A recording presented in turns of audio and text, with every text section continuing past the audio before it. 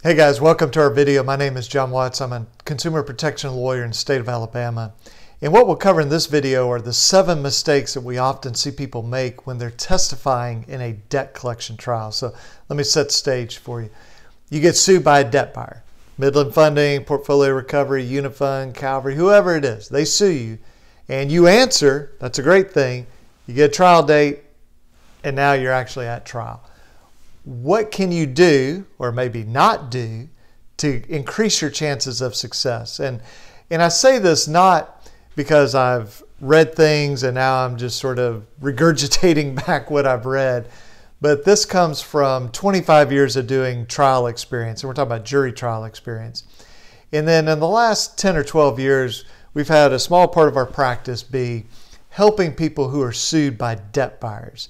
And so while those companies usually don't go to trial with us anymore, we did a lot of trials like that. And then I've had a lot of people call me and we talk about it and we say, you know what, the best thing is to handle this on your own. And they say, well, what can I do at trial? So I can't tell you how to win your case. In other words, you still have to win your case, but I can tell you this. If you remove these 7 mistakes, you really increase the chances of being successful. So what are these mistakes? Well, before we get into that, let me describe the overarching, or you might think of the foundation of testifying in court. And that is you tell the truth. Absolutely tell the truth. So if here's the truth, we don't exaggerate it, but we don't minimize it. We're just right down the middle. We tell the exact truth. And that's the basis of all of these mistakes that I see. And I'm not talking about people going in and intentionally lying, but they do things which prevent the truth from coming out. So here are the 7 mistakes. Let me give them to you real quick, then we'll go through them one by one. So mistake number 1 is speculating or guessing. Don't do that. Number 2 is answering a question without hearing the question. Number 3 is answering a question without understanding the question. Number 4 is answering a question without taking time to think about what is the truthful answer. Number 5 is answering more than is asked. So stated differently, we should only answer the question that's actually asked. And then the last 2, number 6 would be trying to outsmart the collection lawyer. And then number 7 is having the wrong courtroom appearance, and I'll describe what I mean by that with appearance. So let's take the first one, is guessing or speculating.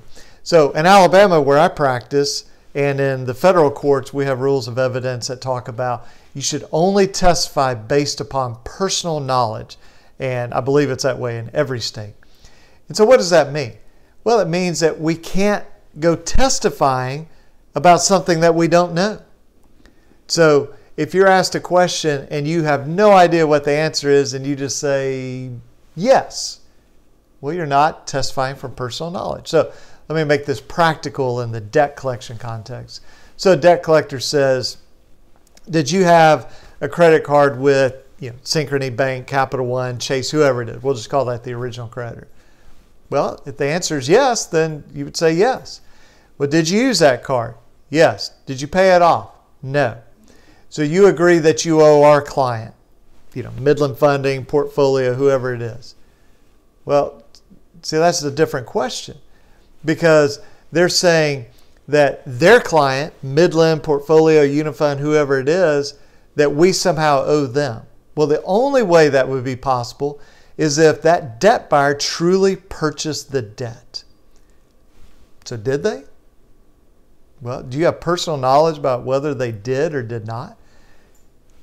I'd say to you that you do not have that knowledge unless it's a very unusual case. I mean, I've handled probably 1,000 debt buyer cases, and I've never seen a client know that. Because here's the truth. You've got to have the purchase agreement to even begin to understand whether or not they bought the debt. Now, even if you have the purchase agreement, that doesn't prove they still own it. But without that purchase agreement where they literally bought the debt, we're not even in the ballgame. So they say, you agree you owe my client. Well, if you just say yes, you lose the case. But see, the thing is, you don't know that. So why would you answer that way? So if they ask you, well, now you understand we bought this debt. No, I don't. Well, you understand that we now own this debt. I do not. Okay? Because to say that you do, that, oh yes, I agree you owe that, you can only say that if you have personal knowledge. Now obviously, look, if you're representing yourself, you answer it however you want. I'm just telling you, this is how we get our clients ready for testifying in these types of cases. And we ask them the question, do you know that Midland Funding or Midland Credit Management or Portfolio Recovery, whoever it is, that they truly bought the debt? No. Well, then don't testify differently. And so we don't speculate, we don't guess, we don't just make things up. And look, the lawyer may say, now do you really think that I would bring this lawsuit? Do you think this judge would let me come into this courtroom? Do you think I'd be standing in front of you if we did not buy the debt? I don't know. Well, now you know that we bought the debt. I do not know that. Here's the bill of sale. Well, if you read the bill of sale at the bottom, it'll say this is part of the credit card purchase agreement or the purchase and sales agreement. Well, it's a part of that. So you need the whole document to be able to understand this. So you look at this one piece of paper and go, I don't know what this means. Well, look, we've got your statements. Okay? Well, the statements prove that you owe us the debt. No, again, unless you have personal knowledge that that's true, you just say, no, I don't know. So that's first mistake, is guessing or speculating. Second mistake is answering before you hear the question. Now, here's what I want you to think about, really with all of these. Sort of use this metaphor. I should have said this at the beginning. So one disadvantage of not using any notes is sometimes things will get out of order. But I want you to imagine that there's a knock on your door at 6 in the morning. You open the door and it's the police. And they say, we're arresting you because you killed your neighbor last night at 3 o'clock. And forget about having lawyers and all that. They take it to the station. They set a recorder out and go, we're going to question you because we know that you murdered your neighbor. And they ask you a question. So would you just sort of guess at the answers? Well, no, because they're trying to pin a murder on you. Well, the second mistake is answering without hearing the question. So what if they said to you, now isn't it true last night that you went to bed and you slept in your bed, blah, blah, blah, blah, blah. Yes or no? And you go, well, I didn't hear the whole question, but the first part sounded true, so I'm going to say yes. Well, what if the recorder picks up, they said, and you slept in your own bed last night and then you got up and you murdered your neighbor. You just admitted to it. You can't come back and say, well, I didn't hear the question. Well, if you didn't hear the question, don't answer it. Say, I'm sorry, I didn't hear the question. Could you repeat it? So same thing in a debt collection trial. You know, you had a Synchrony Bank credit card, yes. And you used that card, yes. And you made charges on it, yes. And you didn't pay it off, yes. And now you agree that you owe blah, blah, blah, blah. You're like, well, I guess he's saying that I owe Synchrony Bank. Well, first of all, mistake number one is guessing. We don't guess. Mistake number two is you didn't hear the question. So if you say yes, and it turns out what the lawyer really said, and the judge heard this, was, you know, that you used that card and you didn't pay it off and you owe Unifund now. Well, see, when you lose the case, it's kind of hard to come back later and go, but Judge, I didn't hear that question.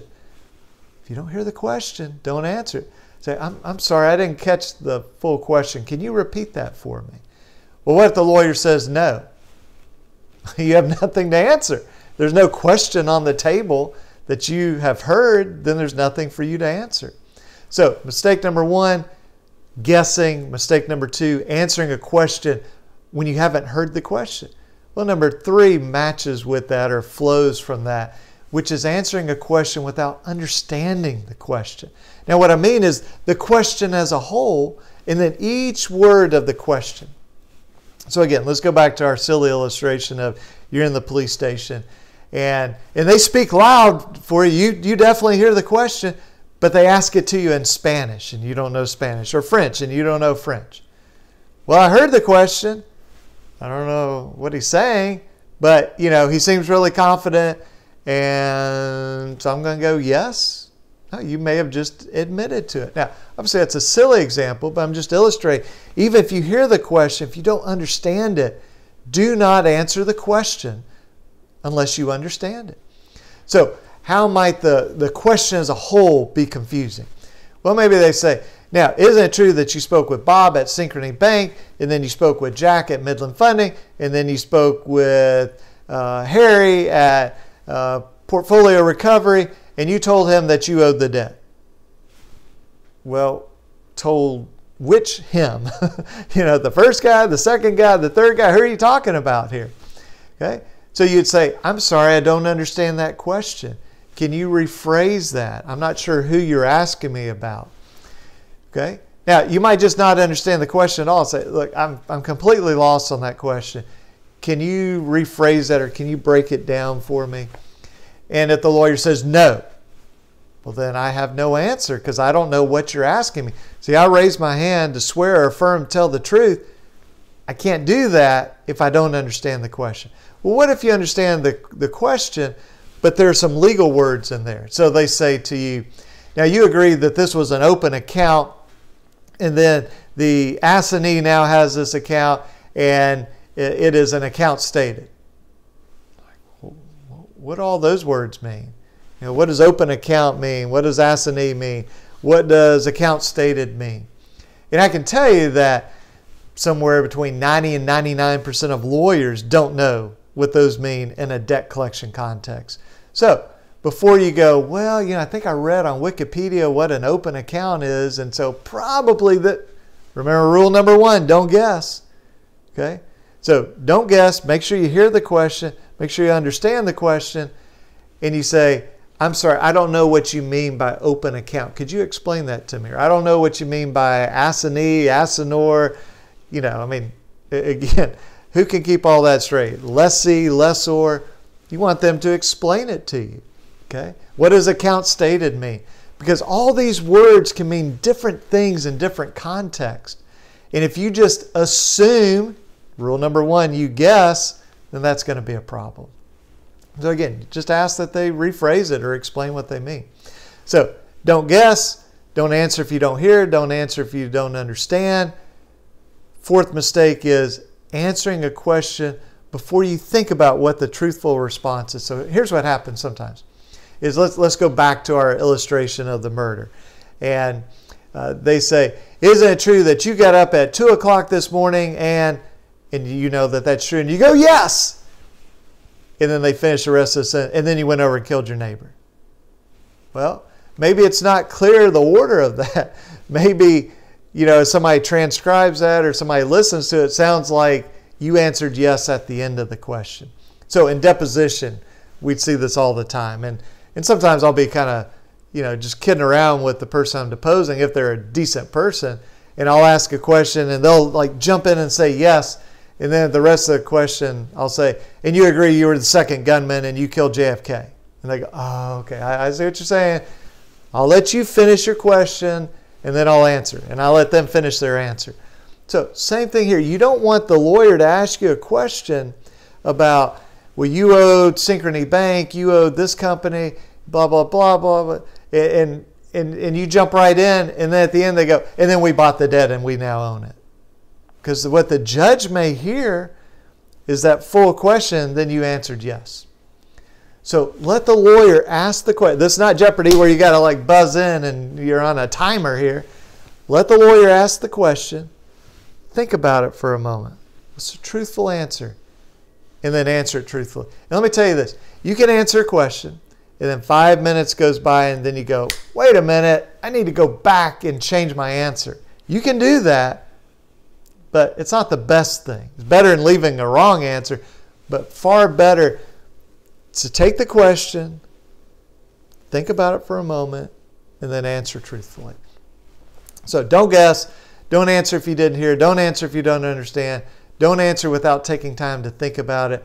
The fifth one is don't answer a question that hasn't been asked. I know it sounds silly, but let me give you the illustration.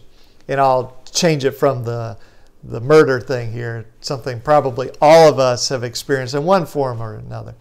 And that is, you get a phone call from your spouse or whoever it is, and they say, hey, are you about to leave work? You go, yeah, I'm about to leave work. They go, can you pick up milk on the way? Absolutely. No doubt about it, I'll get it. And what happens? You blow right past the grocery store. You open the door, and your spouse is standing there, and she says, did you get the milk? Well, let's think about this, all right? So we can't guess. Did we hear the question? Yeah, we heard the question. Do we understand the question? Yeah, we understand. Let's think about what the truthful answer is. The only possibilities are yes, no, or I don't remember. Now, if we say I don't remember, that's pretty bad. Well, truthfully, we did not get the milk. So the answer would be no. But how many of us are comfortable saying to our spouse when they called us and said, get the milk, and we go, yep, I'll get the milk. We walk in, they say, did you get the milk? And we go, no. And that's it. Most of us are a little uncomfortable doing that. So what we would say is, no, but. And then we make an excuse. Why are we drinking cow's milk? Or, why don't we drink water, or drink orange juice? Or, why don't we do this or that? Or the store was crowded, or what?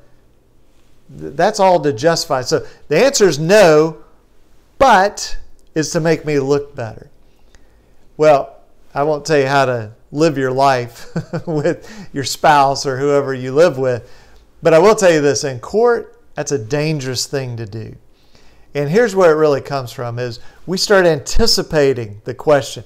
Because maybe the lawyer asks this question, this question, this question, and then he goes to the next month of statements or whatever. He asks this question, this question, this. And so we go, hey, I recognize that pattern. And so we ask a question, we just go ahead and answer the rest of it. Or it's a question like I was talking about where we want to say but. Okay. So did you use your credit card? Yes. Did you get goods and services? Yes. Did you pay it off? Well, to just say no kind of makes me look bad. So I say, no, but I lost my job. No, but I went through a divorce. No, but I had a medical crisis. We didn't ask you that.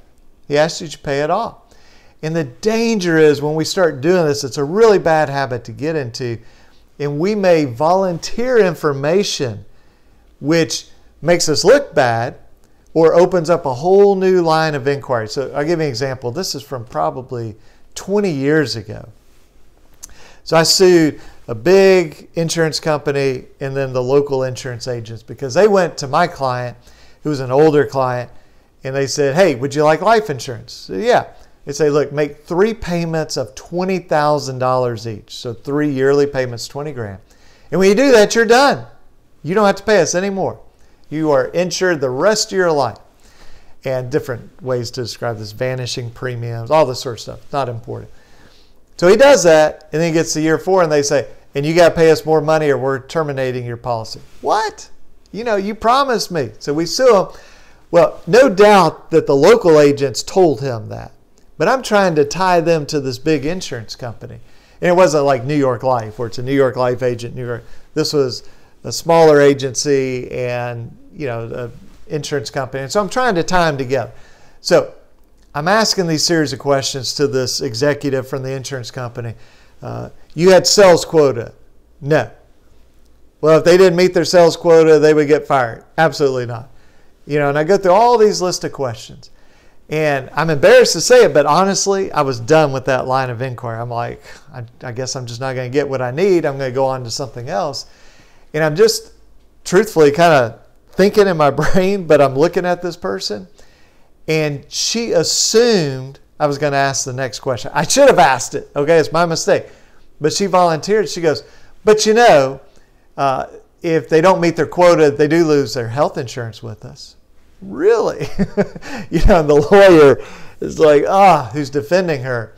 And now, maybe she just thought I was a nice guy and she was one to help me. And it was great because it was a 6-figure case. But probably she just saw me going down this line of questioning and I stopped here and she assumed. And so she just volunteers it. Don't do that. Okay? Even if you know what the lawyer is going to ask you next, just answer the question that's asked. And judges appreciate this too. What's the old expression? Say, be careful of that guy. You ask him what time it is, he'll explain to you how a watch works. It's like, I just want the time. Just tell me the time. Well, just answer the question. Now, if you have a lawyer representing you, that lawyer will be able to bring out some of these circumstances that maybe justify what's happened.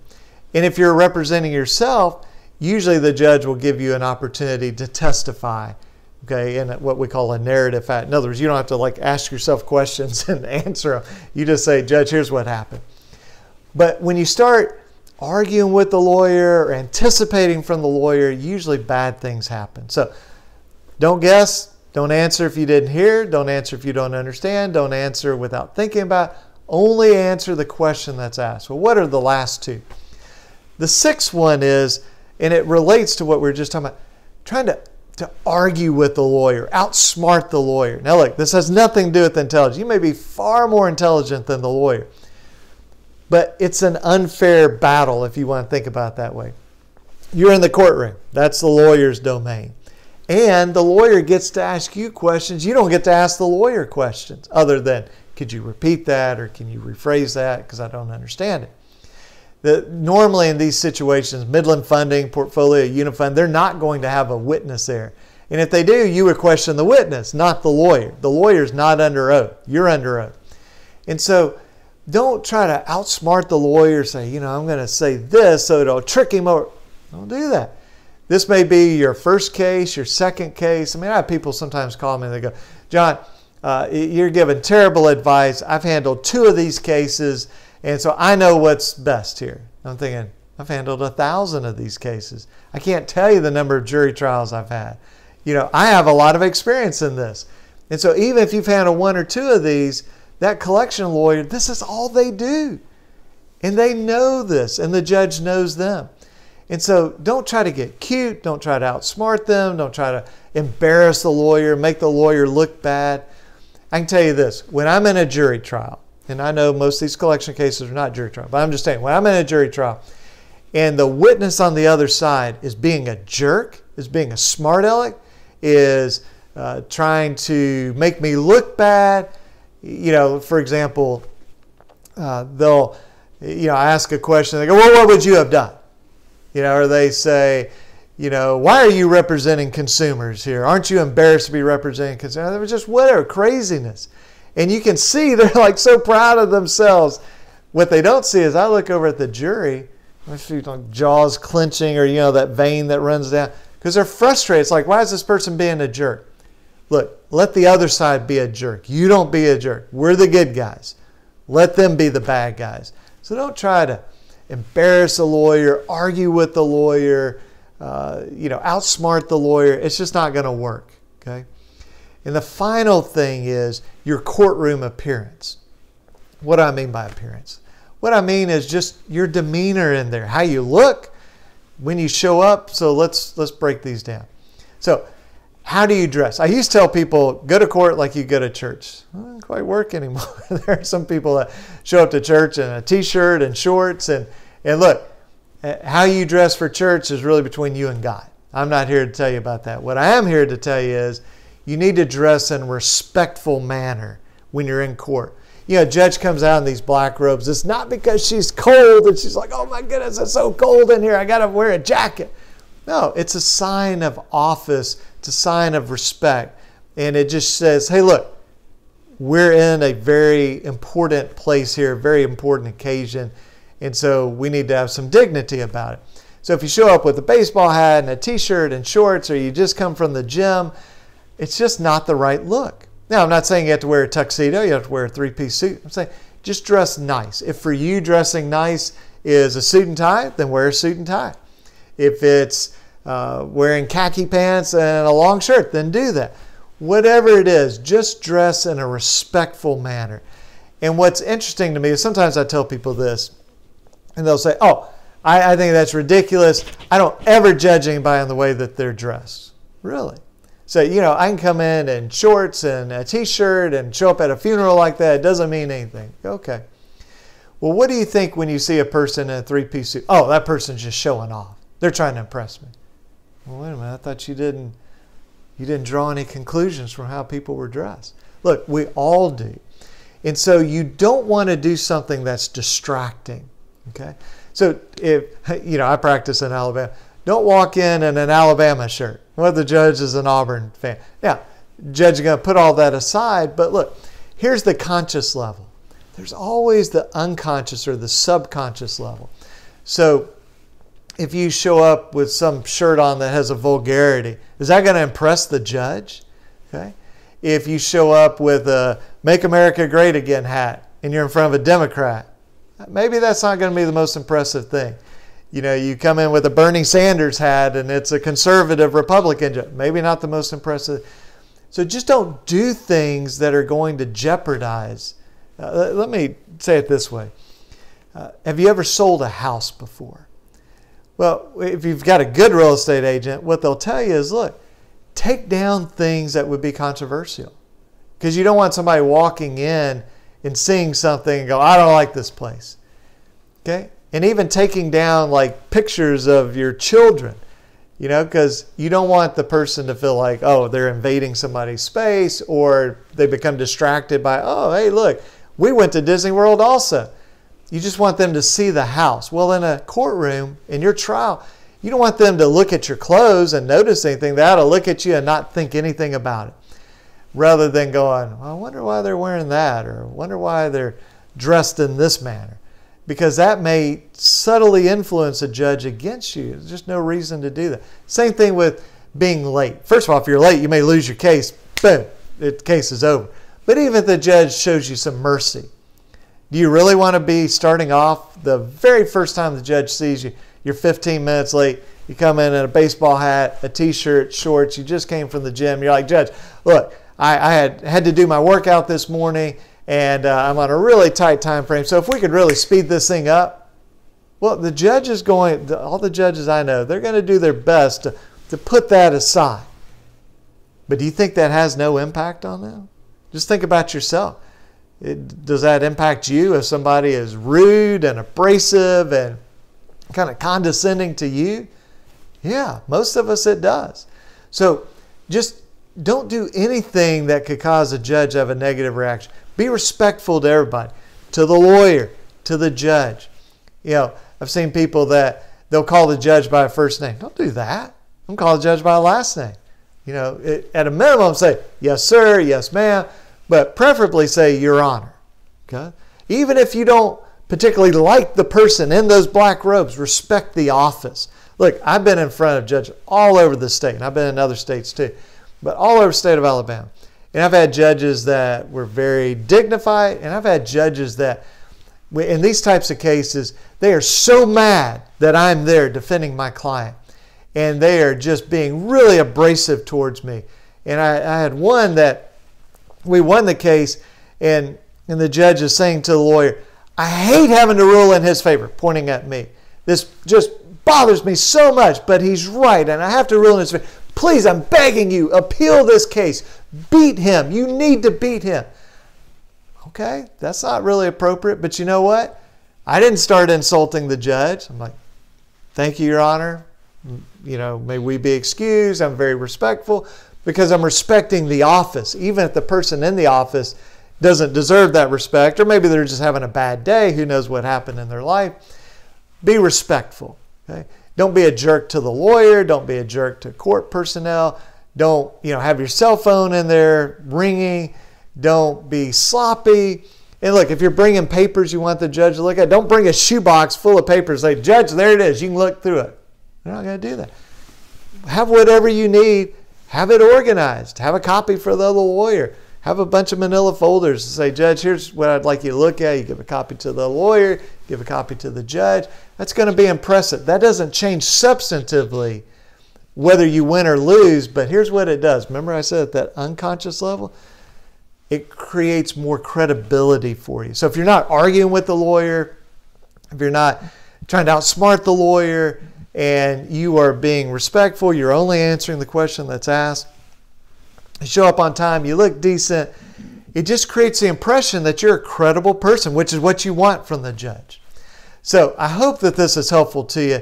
And look, there's other mistakes we can talk about, but these are the big 7 that we've seen for many, many years. So let's say it in a positive way. Only answer what you truly know. Don't guess. Answer when you've heard the question. If you don't hear the question, ask them to repeat it. Answer when you understand the question. If you don't understand it, ask them to rephrase it. Take a moment to think about what's the truthful answer to this question, and then answer it truthfully. Only answer the question that's asked. Don't anticipate. Don't say, well, he's probably going to ask this, or well, I don't like the way that makes me sound, so I'm going to say yes, but, or no, but. Just answer the question. The 6th thing is, don't try to outsmart or embarrass the lawyer, argue with the lawyer. Just Be a credible witness, because that's what you are there. I'm talking about when you're testifying. And then the final thing is have the right appearance.